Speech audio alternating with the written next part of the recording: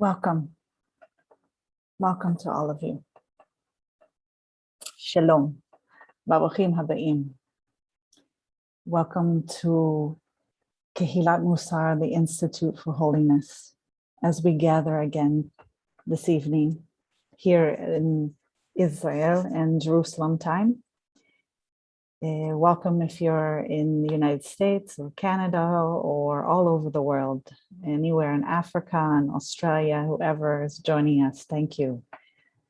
We are live streaming. You are welcome to join us on Zoom, on Facebook, on LinkedIn, and also YouTube. We began our practice yesterday called the 40 Days of Elul practice. Elul is the Hebrew Jewish month right before Rosh Hashanah, the Jewish New Year, and before the Day of Atonement, Yom Kippur. It is a practice in Jewish practice to have before the 40 days before Yom Kippur to prepare oneself for that season, for slichut, for forgiveness, for achriyut, for taking responsibility. And we do this by gathering in Kehila and community and a vad and a sangha. We take refuge in each other and Mussar and Torah and God. And we sit in silence together to prepare ourselves. It's a form of taharut, of purifying our souls, and we are souls. So I'm delighted to have you here. I am Rabbi Chasya Uriel Steinbauer. I'm the founder and director of the Institute for Holiness, Kehilat Mussar.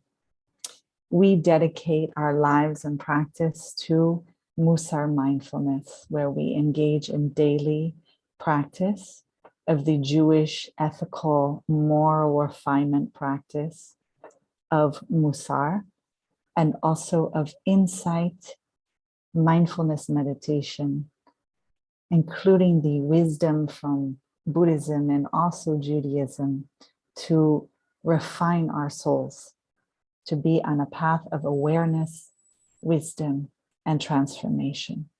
Thank you for joining us. So as we began yesterday, I did a short teaching, and then I led us in a guided and then silent meditation together. And that's how we'll spend our half hour together every day, except for Friday evening, my time, and Saturday evening, because that is my Sabbath, the Shabbat. And even this coming Yom Rishon, Sunday, I will also not be streaming live because I'm leading a Mussar workshop on a Zoom that you're all welcome to. It is listed on our website at Kehilat Mussar on Facebook. So with that, I'm going to begin with one of my favorite teachers, Rabbi Alan Liu, Zikronon Livracha, may his memory be for a blessing. He teaches us that in exactly 1 month from yesterday, 2 days ago, the beginning of Elul, one revolution of the moon, we all stand before God. But he says something you have to be very mindful. You have to pay attention to this language. And I'm looking at his wonderful book called This is Real, and You Are Completely Unprepared. Aren't we all?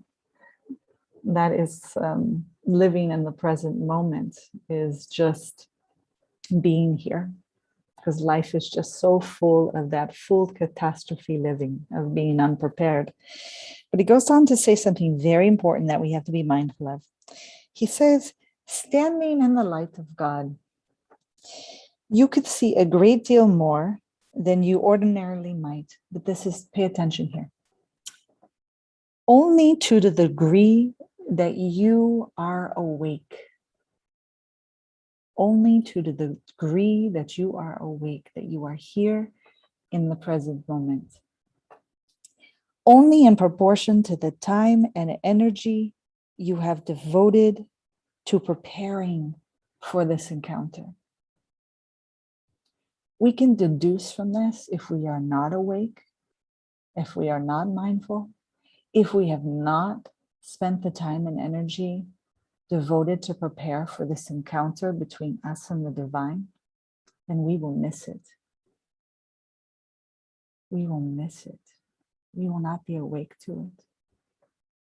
And this is true for anyone who has a daily practice of mindfulness and Mussar.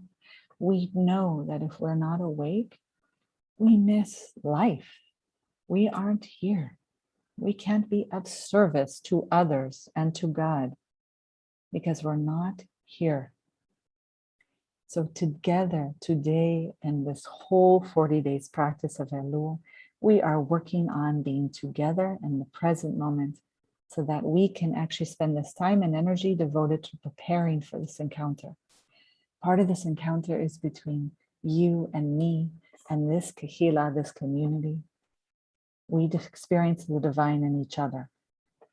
So it goes on to say that the Mate Moshe proclaimed every person must prepare him or herself for 30 days beforehand with repentance and prayer and charity, which we know those to be teshuvah and tefillah and tzedakah in the Hebrew. And for the day that he or she will appear in judgment before God on Rosh Hashanah. So this is what he has to offer us, okay? And it says, let every person scrutinize their actions to view in mending them. There's always the opportunity to simply begin again, to do teshuvah, to return, to turn around, to return. So it says, let him or her exclude him or herself for 1 hour every day and examine themselves. That's pretty profound. Most of us don't have that hour today. Blessed you for spending this half an hour with me. I'm very grateful. We know in our Mussar practice that we keep it short and simple. 2 minutes in the morning, chanting our morning affirmation. Then just paying attention throughout the day until we get to our evening journal called Cheshbon HaNefesh, that accounting of the soul journal. And that's when we record our words, thoughts, and deeds of how we treated ourselves, others, and God. And that alone is part of this amazing examining ourselves that we do daily, every day, not just during the 40 days of Elul. It gets a little intensified during Elul. That's why we're doing this together. So, Rabbi Chaim David Azulai also said during Elul, one should devote less time to study, which is a big theme in Judaism. So much is considered the highest mitzvah to study Torah. So for a rabbi to come and say, you need to spend less time studying, it's pretty significant. So you need to spend less time to study and more time to fix periods of introspection and self-evaluation. It's profound. As you know, in our Mussar practice, we do that daily. But here we're given special dispensation within our tradition to spend this time doing this. So finally, as I shared with you yesterday, we know from the Kav HaYashar that many men in his time observed silence between the advent of Elul and Rosh Hashanah to affect the purification of their souls. Why silence? Why do you think silence? Take a minute, if you're able, and share with me in the comment box where you're from. Why do you think silence? What does silence help us do? Thank you for joining us. I love to see your comments, where you're coming from, your kavanah, your intention for today together. Silence is so key. We do it as a daily practice.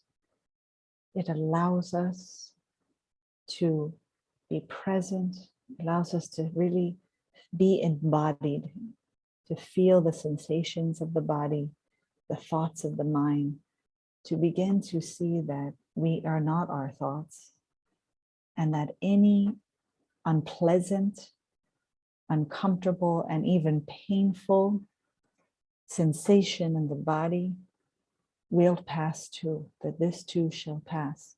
We build such amazing soul-inspired spiritual muscle to be able to withstand much. And that's so key to those of us called upon to bring God's good to the world, to others. And that's what we're doing today.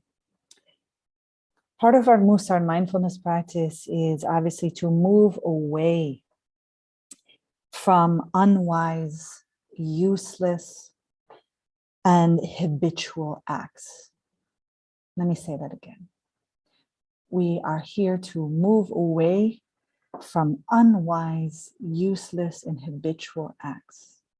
We only begin to realize we're behaving that way by having this mindfulness, paying attention to our behavior daily, recording it, noticing patterns over time that, wow, I'm really behaving from a very habitual reaction instead of responding wisely with discernment, with compassion, which is where we want to be and where we're headed. So we are engaging in self-honor practice this week. Why self-honor? Rabbi Wolbe in Ale Shur, great Mussar teacher, passed away not too long ago. He was really the bridge from all of our Mussar masters from the time before the Shoah, the Holocaust, and God forbid those who were murdered and passed away. He was one of those who survived and continued Mussar teaching and practice. And he says that honor is an essential way to recognize God. So when we begin to really practice kavod, honor, as a midah, as a soul trait in our Mussar practice, we learn that it is simultaneously a state of awareness and a deed. First, by recognizing that we are soul created in the image of God, we honor ourselves. If we cannot honor ourselves, we cannot honor others. So what does that have to do with slichut, with forgiveness? If we don't honor ourselves, we're not going to honor somebody else enough to take responsibility and apologize.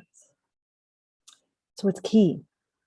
Okay, honor is an external behavior as well as a state of awareness, compelled by the reality of an internal holiness appropriate to it. Beautiful quote. With that, we're going to move into our practice. After the practice, I'm going to lead us in what we're going to do daily, which is what we started yesterday. So please find yourself in a comfortable upright position. If it is difficult for you to sit, please stand with a chair next to you to keep you safe. If you're standing, I don't advise to shut the eyes, just lower your gaze. You can lie down also. If you're someone that lives with chronic pain, keep your eyes open while you lie down so you stay present and awake. The rest of us can sit with our feet really grounded to the earth. We are between heaven and earth, upright, dignified, created in the image of God. You can let your hands rest in your lap or gently put them on your heart. Take a deep breath, 3 cleansing breaths.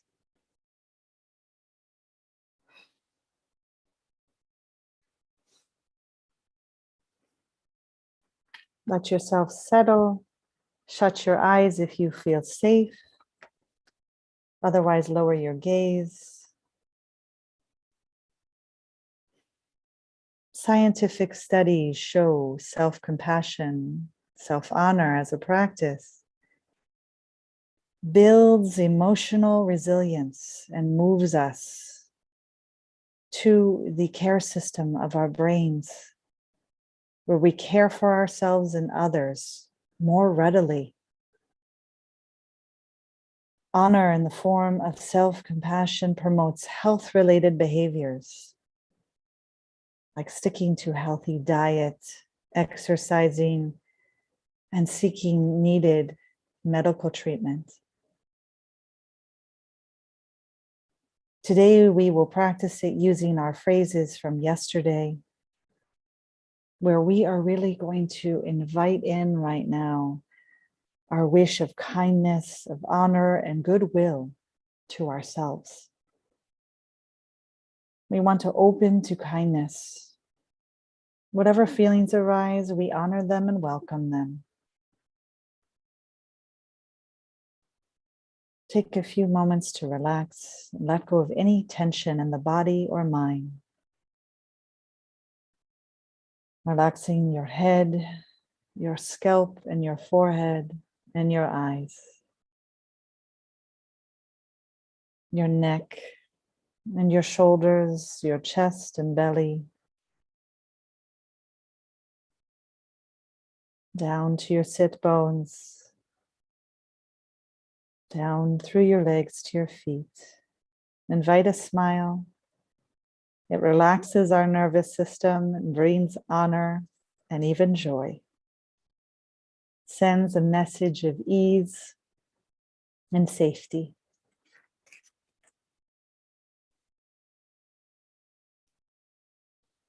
Today we will accept whatever arises. Any thoughts, fantasies, dreaming, just simply note it.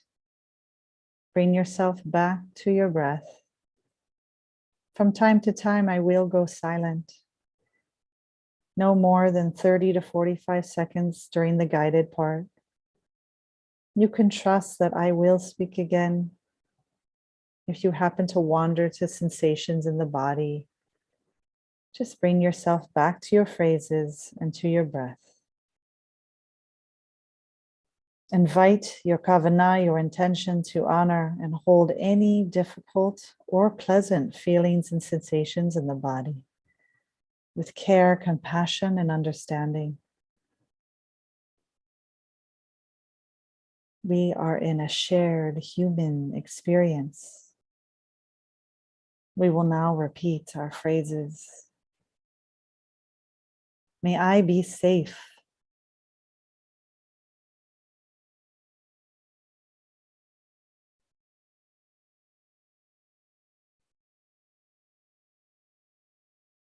Repeat after me. May I be kind to myself.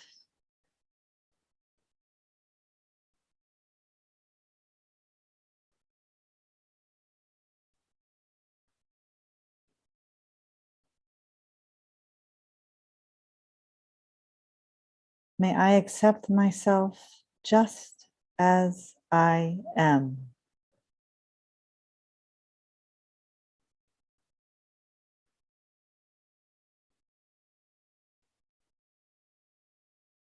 May I honor myself.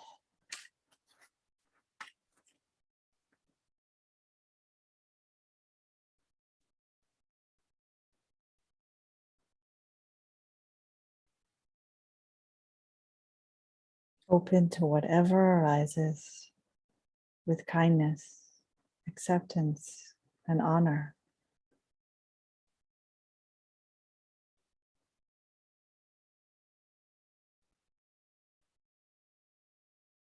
The mind will wander.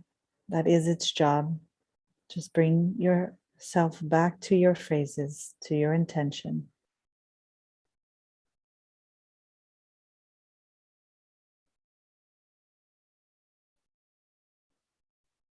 May I be safe.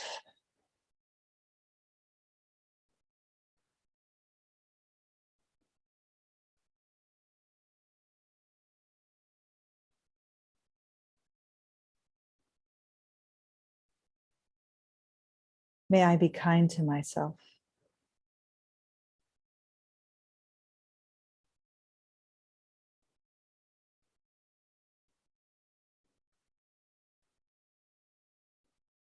May I accept myself just as I am.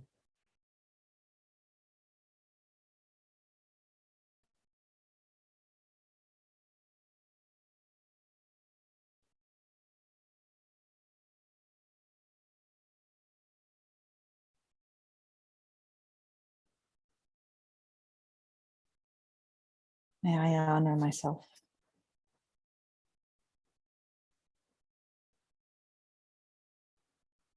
We will now move into silent meditation together. You may return to your phrases or your breath as your anchor. Should your mind take you off on a journey, simply just note it. Simply begin again.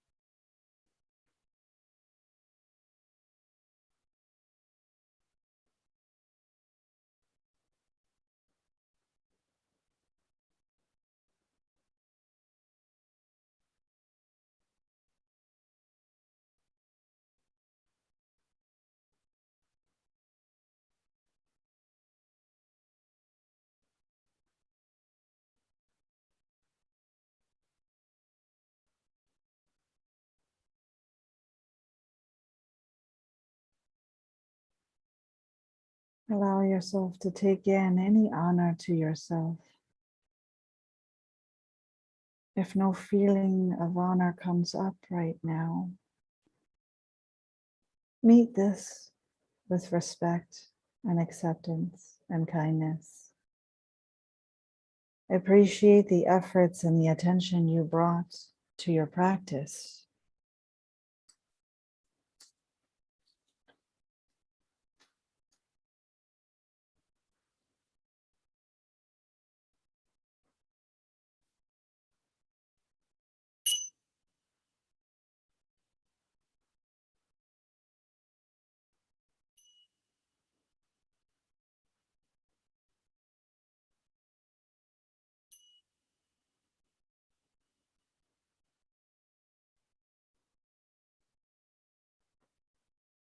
Shalom. Thank you.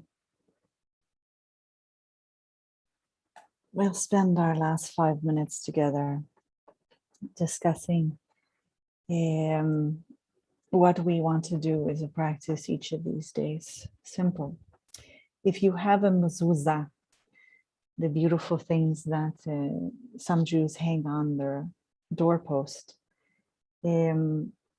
be sure to put your hand on it before you head to your bedroom, wherever is your safe place, and leave whatever has caused you suffering today with the mezuzah. God can carry it. God can have it. God can carry us. Leave the suffering. And then we will enter into what is called the forgiveness prayer before the bedtime Shema. And I am going to, if I can do so, share screen with you this time so you can see the prayer.